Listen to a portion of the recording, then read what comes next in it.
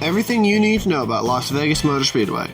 Las Vegas Motor Speedway is one of many mile-and-a-half tracks that opened up in the late 90s, early 2000s, known as the cookie cutters by fans. Others in this genre include Chicagoland, Kentucky Speedway, Kansas Speedway, and a couple others I can't remember at this moment. Las Vegas Motor Speedway hosted its first race in 1998, won by Mark Martin. The mile-and-a-half intermediate track such as Las Vegas has always been the most standard of the tracks NASCAR races on, so they may not have as much action or memorable moments as some. That's not to say they're entirely boring. In 2006 at Las Vegas, Jimmy Johnson passed Matt Kenseth coming out of the final corner. In 2017, Kyle Busch and Joey Logano crashed coming to the checkered flag and resulted in a bloody forehead for Kyle Busch.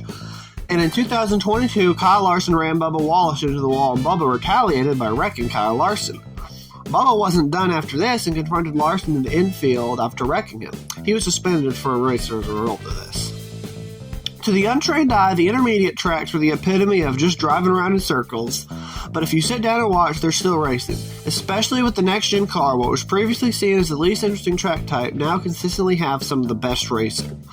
So who can you look for to win Sunday? Well, in the late 2010s, there was a stat that the only active winners at Las Vegas were Cup champions, a list that included drivers such as Las Vegas natives Kurt and Kyle Busch, and other drivers such as Martin Truex Jr., Joey Logano, Kyle Busch, Brad Keselowski, and Kevin Harvick.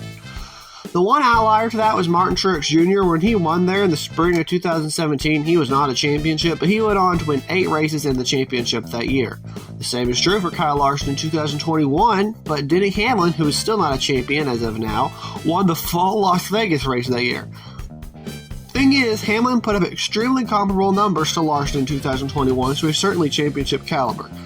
Alex Bowman won the 2022 spring race and hasn't won a race since, but bear in mind he was out with injury in 2023. For most of it, that is.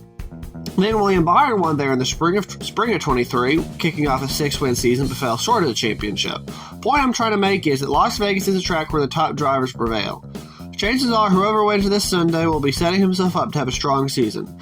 Look for any of the champions I already mentioned to run well as top drivers who are still in the hunt for a championship, such as William Byron, who won here last spring, Ross Chastain, who finished second to Joey Logano in the 2022 fall race, or Christopher Bell, who finished second to Kyle Larson in the most recent race there. Thanks for watching this brief intro to Las Vegas Motor Speedway. Past winner information came from the track's official website, and the track layout pictures came from each track's respective Wikipedia page.